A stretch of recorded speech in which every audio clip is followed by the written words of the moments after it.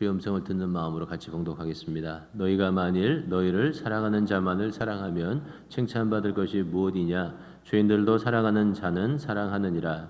너희가 만일 선대하는 자만을 선대하면 칭찬받을 것이 무엇이냐? 죄인들도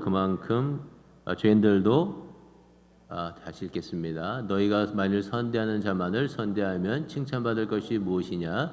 죄인들도 이렇게 하느니라. 너희가 받기를 바라고 사람들에게 구워주면 칭찬받을 것이 무엇이냐? 죄인들도 그만큼 받고자 하여 죄인에게 구워주느니라.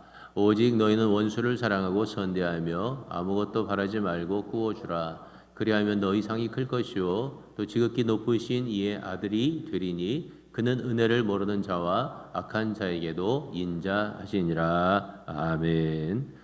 36절 되네. 한 번 더 읽겠습니다. 시작. 너희 아버지 자비로우신 것 같이 너희도 자비로운 자가 되라. 아멘. 자리에 앉으시기 바랍니다. 사랑하는 교회 여러분, 오늘도 하나님의 사랑과 은혜가 여러분들에게 충만하기를 바라고 말씀을 듣는 가운데 주의 음성을 들으시고 또 주의 말씀에 순종함으로 많은 열매를 거두게 되시기를 주님의 이름으로 부탁합니다. 성령의 다섯 번째 열매는 자비입니다. 자비라고 하는 말은 한국에서 교육받고 자란 사람들은 굉장히 익숙한 단어입니다. 왜냐하면 이 자비라고 하는 말은 주로 불교에서 많이 썼던 말이기 때문에 한국 문화에 굉장히 깊이 들어와 있습니다. 그래서 기독교인은 자비라는 말을 많이 들었지만 좀 부담감을 느끼는 단어가 자비입니다. 옛날에 학교에서 배울 때 보통 기독교의 가르침은 사랑이고 부처님의 가르침은 자비다. 이렇게 배웠던 기억이 생각이 납니다. 또 학교에서 뭐라고 가르쳤냐면 결국 사랑과 자비는 같은 것이다. 이렇게도 가르쳤습니다. 그래서 기독교인들은 이 자비라고 하는 말을 쓰는 것을 좀 부담스러워하는 사람이 많습니다. 기독교의 자비를 우리는 긍휼이나 또는 사랑이라고 하는 말로 대체해서 쓰려고 보통은 노력을 합니다. 근데 성경에 보면 자비라고 하는 말이 꽤 많이 나오는데 개역개정에는 33번이 나오고 옛날 개역성경에는 42번이 나옵니다. 아주 많이 나오는 것은 아니지만 굉장히 중요한 개념인데 왜냐하면 하나님의 성품을 표현할 때 하나님을 자비하신 하나님이라고 표현하고 있기 때문에 그렇습니다. 근데 이 자비라고 하는 말을 영어 성경에 찾아보면 굉장히 여러 단어가 있는데 kindness, 그 다음에 compassion, mercy, faithfulness, love. 여러분 다 아는 단어죠. 친절함, 긍휼히 여김, 자비, 이 mercy를 자비라고 분이 번역하기 어렵네요. 그 다음에 성실함, 사랑. 그 다음에 심지어 킹제임스 버전에는 이것을 뭐라고 번역했냐면 점잖다고 의미하는 gentleness라고도 번역하고 있습니다. 그러니까 성경에 나오는 자비라고 하는 말은 굉장히 범위가 넓은 말입니다. 아주 이 적은 어떤 것을 말하는 게 아니고 굉장히 넓은 어떤 것들을 말하고 있는 것을 보게 됩니다. 그래서 자비라고 하는 말을 잘 이해해야 하는데 오늘은 성경에는 레벨 1, 레벨 2, 레벨 3 이렇게 안 돼 있지만 제가 여러분의 이해를 돕기 위해서 이 자비라고 하는 말을 세 단계의 레벨 1, 2, 3로 설명을 해보려고 합니다. 옛날에 우리 테트리스 이런 게임하면 레벨 1, 레벨 2 이런 거 있잖아요. 비슷하게 레벨 1, 2, 3로 설명을 해보려고 합니다. 제일 첫 번째 가장 낮은 레벨이라고 하는 것은 이해하기 쉽고 적용하기 쉬운 그런 면에서 레벨 1입니다. 그 레벨 1의 자비는 친절이라고 하는 뜻을 가지고 있습니다. 하나님이 사람들에게 친절하신 것을 자비라고 하는 거죠. 친절하다고 하는 것은 무례하지 않고 거칠지 않고 무시하지 않고 자상하게 사람을 대하는 것을 친절이라고 말합니다. 성경의 9가지 열매 사랑과 희락과 화평과 오래 참음과 자비 그렇게 얘기할 때 NIV 영어 성경에서는 kindness 우리나라 말로 친절함이라고 번역하고 있습니다. 제가 지난번에 한국에 가서 두 주일을 한번 지냈는데요. 충북 제천에 있는 제일 큰 교회를 찾아갔습니다. 교회를 참 잘 지었고 사람들이 많았어요. 한두 가지 좋은 점을 배웠습니다. 그런데 그 교회에서 잊지 못할 장면 중에 하나는 주차를 하는 거였어요. 지하 3층에다가 주차를 했는데 저는 이제 그 한국 면허가 말소돼 갖고 내가 운전을 못하고 우리 와이프가 이제 차를 운전하고 갔습니다. 우리 어머니가 타시는 기아 모닝, 모닝이 기아차 맞죠? 기아 모닝 조그만 차를 타고 갔어요. 근데 이 모닝이 우리 어머니가 아버지가 이제 하나님 나라 가신 다음에 타기 시작하셔가지고 한 5천 킬로뿐이 안 탔어요. 굉장히 새 차예요. 근데 겉에는 스크래치가 너무 많아요. 장롱 면허를 갖고 계시다가 노인네가 70 넘어서 운전하다 보니까 5천 킬로인데 여기저기 많이 찌그러졌어요. 우리 와이프랑 지하 3층까지 가가지고 차를 이렇게 대는데 한국은 차들도 줄줄이 들어오거니와 이 주차 공간이 좀 좁잖아요. 근데 한국 사람들은 운전을 잘해가지고요. 다 후방 주차를 하는 거예요. 나가기 쉽게 쫙 해갖고 빠꾸에서 딱 되는 거예요. 우리 와이프가 운전하고 갔는데 당황했어요. 그래가지고 후방 주차를 못하고 그냥 앞으로 갔다가 들이댔어요. 근데 이게 공간이 좁으니까 두 칸에 걸려서 이렇게 된 거야. 자, 차도 워낙 훌륭한 차를 타고 갔는데다가 앞으로 돼가지고 두 칸에 걸려서 됐는데 그 지하에 이렇게 계속 이렇게 안내하는 그 분들이 계셨어요. 청년 아니면 집사님이야. 근데 그분이 눈을 뒤집어 뜨고 우리 와이프를 위아래로 막 불아리는데 당황스럽더라고요. 예? 있잖아요. 그 한국의 아줌마들 운전하는 거 뭐라 그러죠? 예? 꼭 그거 보듯이 교회에서 막 눈을 막 이렇게 불아리는 거예요. 우리 집사람하고 저는 워낙 착한 사람이 돼가지고 그럼에도 불구하고 내려서 할렐루야 그리고 나와서 이제 올라가는데 또 놀란 거는 이 주차장이 지하 3층인데 엘리베이터가 없어요. 그래서 3층을 걸어서 올라가야 되는 거예요. 3층을 걸어 올라갔는데 예배당은 또 2층이야. 그래서 또 걸어 올라갔어요. 근데 본당에는 엘리베이터가 있는데 다 걸어 올라 또 걸어 올라갔어요. 그래서 그 교회 가서 참 좋았어요. 왜냐하면 4층까지 걸어 올라가는 운동도 시켜주고 예배도 드리게 해주고 참 얼마나 감사했는지 몰라요. 이 미국 같으면 정말 생각할 수 없는 거죠.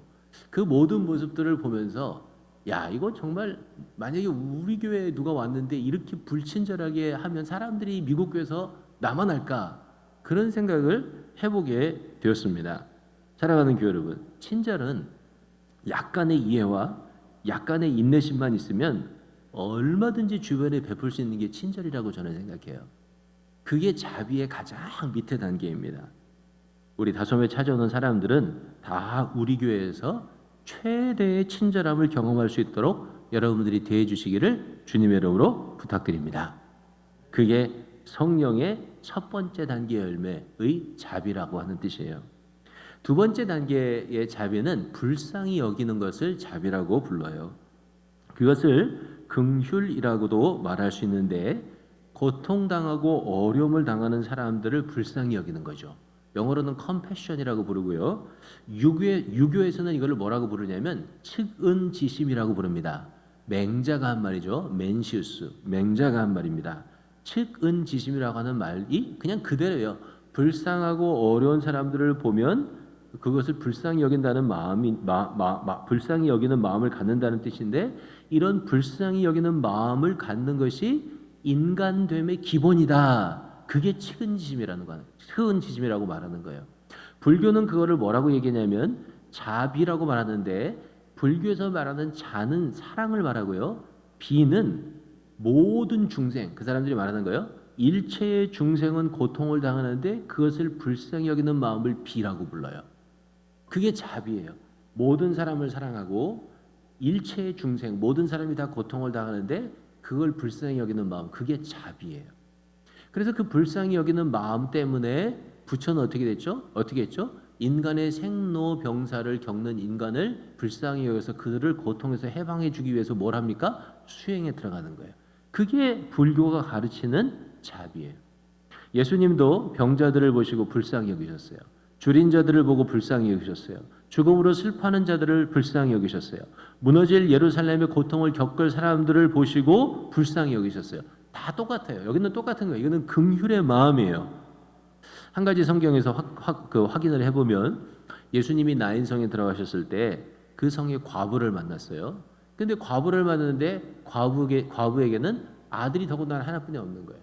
근데 그 아들이 젊어서 죽은 거예요. 청년인데.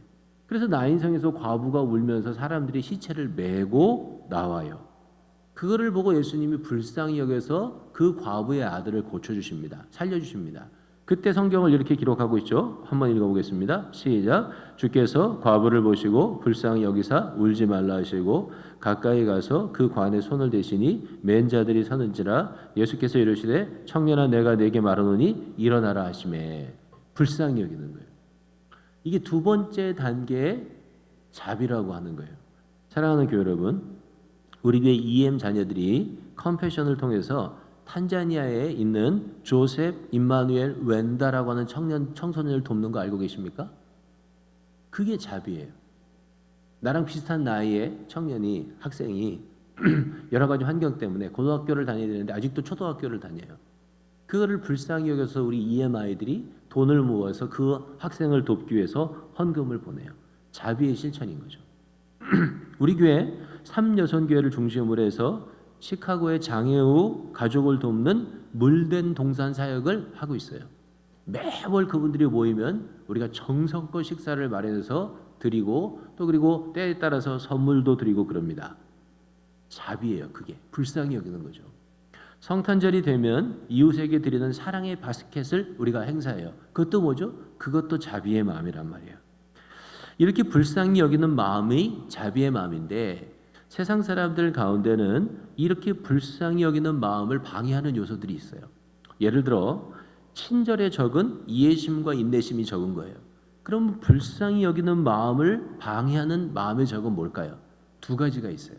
첫 번째는 뭐 많은 것이 있겠지만 제가 이렇게 기도하며 생각하는 데 두 가지가 있는데 첫 번째 장애물 걸림돌은 뭐냐면 정보예요. 우리는 정보화 시대에 살아가고 있기 때문에 너무 많은 정보를 접해요. 근데 정보가 너무 많은 것이 우리가 긍휼의 마음을 갖는데 치명적인 약점이 돼요. 왜냐하면 우리는 하루에도 수십 가지 수백 가지 불행을 당하는 사람들의 이야기를 들어요. 예를 들어 전쟁에서 부상을 입어 죽는 시리아 어린이의 이야기라든가 불법으로 이민을 떠났다가 잡혀서 엄마랑 헤어졌던 아이들의 이야기, 학교의 총기 사고로 자녀와 친구를 잃은 사람들의 이야기, 자신의 삶이 너무 힘들고 어려워서 자신의 생명을 끊는 사람들의 이야기, 성폭력의 희생자가 되어서 비참한 삶을 사는 사람들의 이야기, 이런 불행한 사람들의 이야기를 우리는 하루에도 수십 가지 수백 가지를 들어요. 그런데 이런 이야기를 너무 많이 듣다 보니 어느 순간부터 우리의 마음이 웬만한 불행의 소식을 들어서는 마음이 꼼짝도 하질 않아요. 하도 많이 듣다 보니까.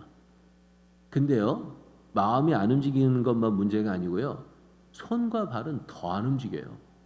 수백 가지 불행한 고통당하는 사람들의 이야기를 듣지만 우리의 손은 한 번도 그들을 향해서 내밀어져서 그들의 상처를 어루만지거나 도우려고 하지 않는 경우가 세상에는 너무나 많아요.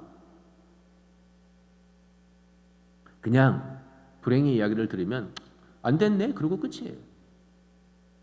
정보를 많이 갖는 것도 중요하지만 그보다는 그 받아들인 정보를 내가 어떻게 활용하고 어떻게 이용하는가가 더 중요한데 거기까지 가지 못하는 거예요. 가난하고 고통당하는 사람들의 정보가 많다고 하더라도 우리 다솜교회 교회 여러분들은 지혜롭게 그 정보들을 잘 분류해서 꼭 도움이 필요한 곳에 자비의 손길을 뻗을 수 있게 되기를 주의 이름으로 부탁합니다. 두 번째, 불쌍히 여기는 자비심을 방해하는 적은 뭐냐면 정죄 또는 심판하는 마음이에요. 비난하는 마음이에요. 남의 불행을 보고 안타깝게 생각하고 그리고 또 잊어버리는 데서 멈추는 게 아니고요, 정죄하고 비난해요. 고통을 당하는 것을 보면 싸다 진짜 고소하다 이렇게 생각하는 거예요. 어려움을 당하는 사람들을 보면 다 지가 잘못해서 그래 이렇게 생각하는 거예요. 제가 아주 비근한 예를 들어보겠습니다. 우리가 시카고도 도심을 운전하고 가다 보면 가끔 멀쩡한 홈리스를 만납니다. 그들은 호되고 멀쩡하고요, 사지가 온전합니다. 가끔 그들은 백인이에요. 그런데다가 백인이다 보니까 영어도 나보다 훨씬 잘해요. 저를 포함한 대부분의 사람들은 그런 사람을 보면 이렇게 생각합니다. 저런 사지가 멀쩡해가지고 정신을 못 차리고 빌어먹고 있어. 저런 사람은 도와주면 안 돼. 도와주는 게 망치는 거야. 이렇게 그들을 비난하는 것입니다. 근데 이게 정죄의 마음이고 비난의 마음이에요. 이런 정죄의 마음은 우리 안에 있는 긍휼의 마음을 말라 비틀어지게 합니다. 만약에 여러분이 그런 홈리스를 사랑해서 홈리스 사역을 하는 분들에게 가서 그분들은 뭐라고 말하는지 한번 들어보십시오. 똑같이 신체가 멀쩡하지만 구걸하는 사람들에 대해서 어떻게 생각하느냐고 물어보세요. 그러면 그분들은 아마도 이렇게 이야기할 겁니다. 그 사람들은 육체는 멀쩡하지만 마음은 완전히 무너진 사람들입니다. 그들에게 필요한 것은 삶의 방편이 아니고 삶의 이유입니다. 어떻게 그들의 무너진 마음을 다시 세워줄 수 있을지 저는 너무나 깊이 고민하고 있습니다. 이게 그분들의 이야기예요. 똑같은 홈리스를 보고도요, 어떤 사람은 정죄하고 어떤 사람은 비난합니다. 근데 어떤 사람은요, 정죄하고 비난하지 않아요. 불쌍히 보는 거예요. 우리 마음에 다른 사람을 불쌍히 보는 마음, 이 컴패션, 이게 말라 비틀어지는 가장 큰 이유 중에 하나는 뭐든지 우리는 정죄하고 비난하려고 들기 때문에 그렇다는 거예요. 자비의 마음과 정죄하는 마음의 관계를 잘 보여주는 성경 구절이 있는데요. 주님이 직접 하신 말씀이에요. 마태복음 12장 7절이에요. 한번 읽어보겠습니다. 시작. 나는 자비를 원하고 제사를 원하지 아니하노라 하신 뜻을 너희가 알았더라면 무죄한 자를 정죄하지 아니하였으리라. 기가 막힌 말씀이에요. 주님은 자비를 원하고 제사를 원하지 아니한다. 만약에 자비를 원하는 하나님의 마음을 알았더라면 너희가 뭐 하지 않았을 것이다? 정죄하지 않았을 것이다. 자비의 마음과 정반대의 마음이 뭐예요? 정죄의 마음이에요. 그럼 이 이야기는 언제 하셨나 생각해 보세요. 이 이야기는 예수님의 제자들이 안식일 날 밀밭을 걸어가다가 배가 고파서 밀을 꺾어서 먹었어요. 그러면 안식일에 이 밀밭을 걸어가다가 밀을 꺾어서 먹은 것은 잘못한 것입니까? 잘한 것입니까? 유대인의 율법에 의하면요, 그는 분명히 잘못한 거예요. 걸어간 것도 일하는 것이고 밀을 꺾은 것도 노동한 거예요. 다른 말로 하면 그 사람들의 문화와 그 사람들의 전통과 그 사람들의 규례에 의하면 그건 어떻게 해요? 다 잘못한 거라는 거예요. 그런데 주님은 그들의 잘못한 것을 보지 않고 배고파서 생밀이라도 꺾어 먹어야 했던 그들의 안타까운 현실을 무엇으로 보신 거예요? 자비로 보신 거예요. 그래서 무죄하다고 그렇게 선언하신 것입니다. 저도 저 자신의 관습과 문화, 제가 가지고 있는 기준 때문에 자꾸 다른 사람들을 정죄하는 저 자신의 모습을 보게 돼요. 제가 지난주에 책을 읽다가 크게 깨달은 내용이 하나 있는데 그 글은 이런 내용이었어요. 우리가 누군가를 비난하게 되면 그 비난이 상대방을 걱정하는 듯하지만 결국 늘 상대보다 자신이 높은 자리에 오르는 것으로 끝나고 만다. 비난하는 사람은 언제나 심판관이 되고 자신을 오름의 자리에, 그리고 비난받는 사람을 그름의 자리에 세운다. 그리고 그렇게 자신을 오름의 자리에, 그리고 다른 사람을 그름의 자리에 세움으로써 편가름이 생기며 편가름의 현장은 모두 상처와 파괴로 끝나고 만다. 이 글을 읽으면서 진짜 생각을 많이 하게 됐어요.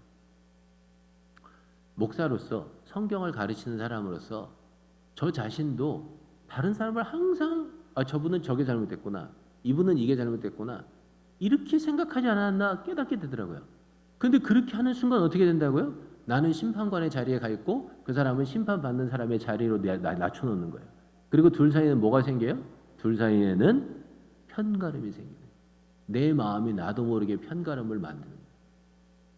편가름이 생기면 결국 뭐가 생겨요? 상처와 파괴가 생겨요.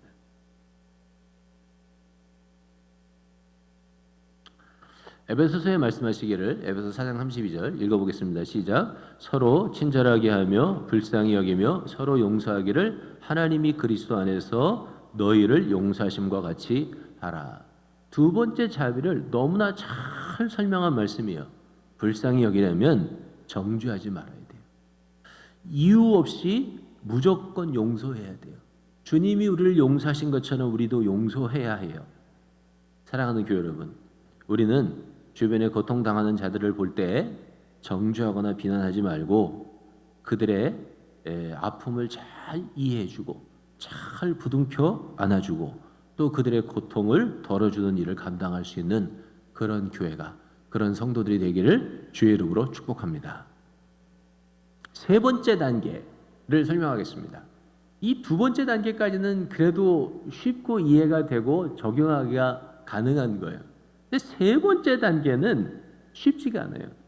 두 번째 단계까지는 세상 사람들도 다 말하는 거예요. 아니 심지어 예수나 부처님을 믿지 않는 무종교를 가지고 있는 사람들도 생각할 수 있고 행할 수 있는 거예요. 이 두 번째 단계까지를 정리한 것이 오늘 읽은 32절에서 44절까지예요. 34절까지예요. 그러나 오늘 우리가 읽지 않았지만 바로 전절인 누가복음 6장 31절을 읽어보면 한마디로 그걸 정리해놨어요. 읽어볼까요? 시작. 남에게 대접을 받고자 하는 대로 너희도 남을 대접하라. 이거를 황금률이라고 말하죠. 자, 내가 어려움과 고통을 당하면 다른 사람이 나를 불쌍히 여겨주고 나를 용서해주고 나를 도와주고 나를 이끌어주기를 원하는 마음이 있어요. 나도 그런 마음을 가지고 다른 사람을 똑같이 도와주는 거예요. 같은 레벨이죠. 이걸 황금률이라 그래요. 근데 사실 이 황금률도 지키는 것은 쉬운 건 아니에요. 그래도 인간이 할 수 있는 단계예요. 근데 세 번째 단계의 성경이 말하는 자비는요, 전혀 다른 레벨이에요. 36절에 기록되어 있습니다. 읽어보겠습니다. 시작. 너희 아버지의 자비로우심과 같이 너희도 자비로운 자가 되라. 이게 세 번째 단계예요. 너희 아버지가 자비로우신 것 같이 너희도 자비로운 자가 되라. 그러면 하나님은 어떻게 자비하십니까? 35절에 써 있어요. 또 읽어보겠습니다. 시작. 오직 너희는 원수를 사랑하고 선대하며 아무것도 바라지 말고 꾸어주라. 그리하면 너희 상이 클 것이요 또 지극히 높으신 이의 아들이 되리니 그는 은혜를 모르는 자와 악한 자에게도 인자하시니라. 자, 아버지 사랑의 특징이 뭐예요? 첫 번째는 원수를 사랑하고 그들을 선대하는 거예요. 그들은 은혜를 모르는 자이며 악한 자예요. 사랑하는 교회 여러분, 우리가 제일 싫어하는 한 종류 중에 어떤 종류의 인간이 있습니까? 은혜를 모르는 자야. 모든 사람이 다 은혜 모르는 사람은 싫어합니다. 예? 그런데 뭐라 그랬냐면 은혜를 모르는 자와 악한 자는 어떤 사람이냐면 돌이킬 줄 모르는 거예요. 항상 악한 짓만 하는 사람이야. 근데 하나님은 은혜를 모르는 자와 악한 자에게도 어떻게 하다고요? 자비하시다는 거예요. 근데 그 자비하심은 세 가지로 나타나요. 첫째, 원수를 사랑하고, 둘째, 원수에게 좋은 일을 하며, 원수를 위해서 좋은 일을 하며, 세 번째는 원수에게 아무것도 바라지 않고 꾸어주라는 거예요. 진짜 난감합니다. 왜 난감하죠? 이게 진짜 가능하긴 한 말입니까? 아니, 가능한 것은 고사하고라도 우리 마음에 그렇게 하고 싶은 마음이라도 사실은 드는 것입니까? 다 아닌 거예요. 1단계, 2단계 한다 해도 3단계까지 갈 수가 없는 거야. 1단계, 2단계는 가능한지 몰라요. 근데 3단계는요, 암만 생각해도 불가능해. 더군다나 그것도 하나님이 그런 자비로운 행동을 한 번만 해라 그런 게 아니에요. 너 원수 용서하는 거 딱 한 번만 해라 그게 아니에요. 뭐라 그랬어요? 아예 하나님처럼 너도 그렇게 용서하고 좋은 것을 해주는 자비로운 사람 자체가 되라 이렇게 말씀하셨단 말이에요. 감정적으로도 안 되고요. 실질적으로도 안 되고요. 더군다나 사실은 마음도 안 돼요. 왜냐하면 우리는 이런 글을 읽으면, 이런 성경을 읽으면 하나님이 우리에게 너무 과도한 요청을 한다고 느껴져요. 말은 안 해도 대부분 마음으로 그렇게 느껴요. 우리는 우리의 원수가 아니고요. 우리 이웃에게도 과도하게 행하는 것 또는 무리하게 하는 것을 옳지 않다고 배우고 자랐고 지금도 그렇게 생각하며 살아갑니다. 예를 들어 친절도 지나치면 화가 된다고 생각합니다. 선행도 지나치면 병이 된다고 생각합니다. 뭐든지 과도하지 않게 적당하게 하는 것이 옳다고 생각합니다. 제가 나중에 이 성령의 마지막 열매가 절제예요. 절제할 때 제가 이걸 가르칠 거예요. 그런데 생각해 보세요, 성도 여러분. 아무리 해도 과도하지 않는 게 있어요. 아무리 해도 하나님의 기준에 다다를 수 없는 게 있어요. 그게 뭔지 아세요? 그는 용서하고 사랑하는 거예요. 거기는 과도한 게 없어요. 내가 아무리 용서해도 과도할 수가 없는 거예요. 내가 아무리 사랑해도 과도할 수가 없어요. 사랑은 지나치게 하는 법이 없는 거예요. 적지 않은 기독교인들이 너무 과도하다고 생각할까 봐 꼭 해야 하는 것을 안 하는 분들이 꽤 많아요. 내가 기도를 너무 많이 하면 옆에 분이 부담 가질 거야. 그런 분들 예상외로 많아요. 내가 너무 봉사를 많이 하면 옆에 분들이 부담스럽게 생각할 거야. 내가 헌금도 사랑도 너무 넘치게 하면 남을 배려하는 게 아니야. 그래서 다 적당히 하려고 해요. 근데 보세요. 이웃과의 관계도 그렇고요. 교회에서도 그런데 하물며 원수와의 관계에서는 오죽하겠느냐고요. 그런데 본래 하나님의 사랑은요, 본래 하나님의 자비는요, 과한 거였어요. 지나치는 거였어요. 하나님의 자비는 선인들에게만 머물지 않았어요. 하나님의 자비는 자기를 따르는 자들에게만 머물지 않았어요. 하나님의 자비는 우리가 아직 하나님과 원수 되었을 때 우리를 불쌍히 여기는 마음에서 시작된 거예요. 우리는 조금도 불쌍히 여김을 받을 게 없었어요. 그냥 죄와 그리고 또 죽음 가운데서 방황하다가 영원히 지옥 갈 사람이 우리였어요. 근데 그런 우리를 하나님이 너무 불쌍히 여기신 거예요. 근데 너무 불쌍히 여겨갖고 그 다음에 하신 일이 뭔지 아십니까?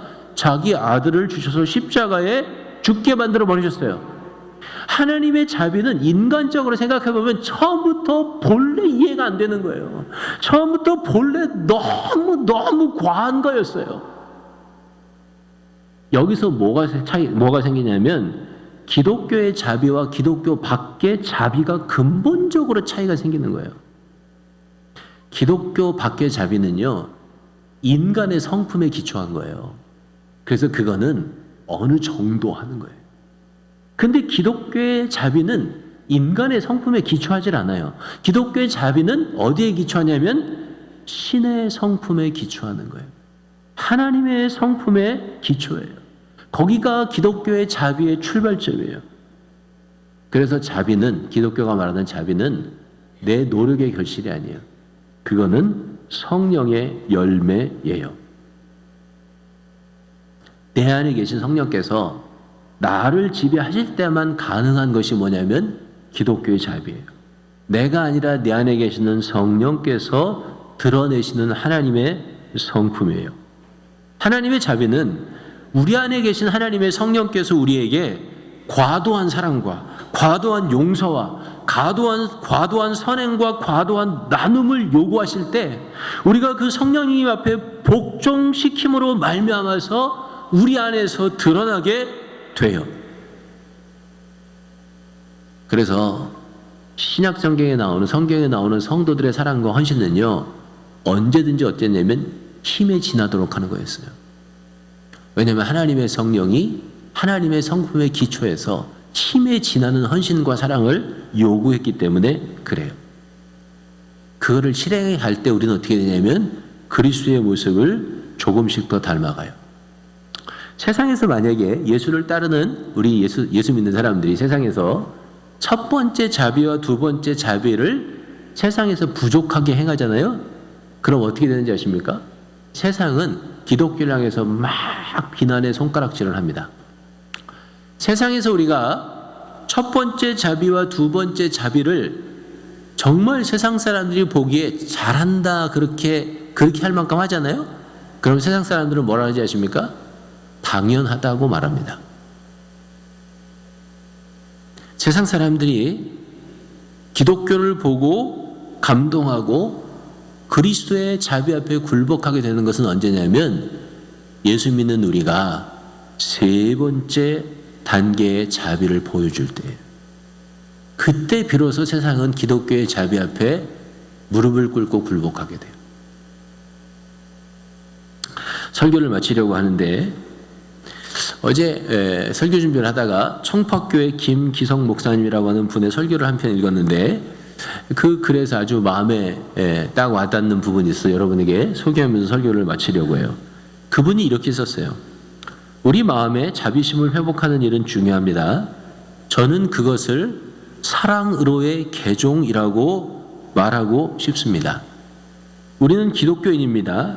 하지만 사랑을 향해 개종한 사람들인지 스스로 물어봐야 합니다. 정말 많은 걸 생각하게 했어요.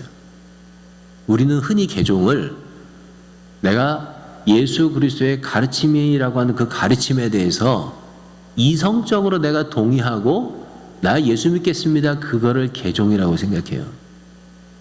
그런데 이 청파교회 김 목사님의 말씀처럼 우리의 개종이 세상을 닮아 살아가는 사람들이 그리스도를 닮아 살아가는 사람으로 바뀌는 것이라고 생각한다면 사실은 우리는 사랑으로 개종해야 되는 거죠.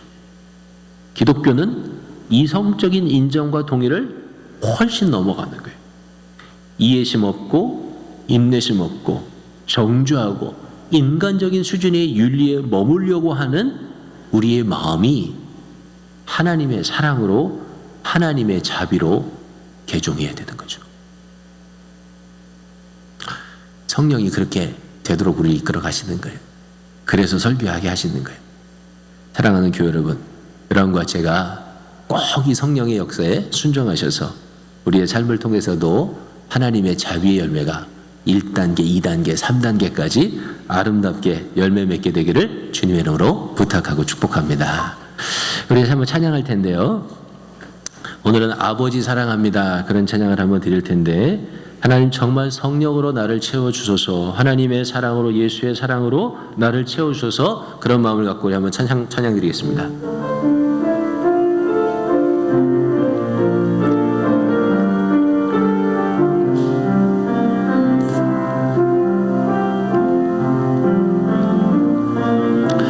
아버지 사랑합니다. 아버지 경배합니다. 아버지 채워주소서 당신의 사랑으로. 예수님 사랑합니다. 예수님 경배합니다. 예수님 채워주소서 당신의 사랑으로. 성령님 사랑합니다. 성령님 경배합니다. 성령님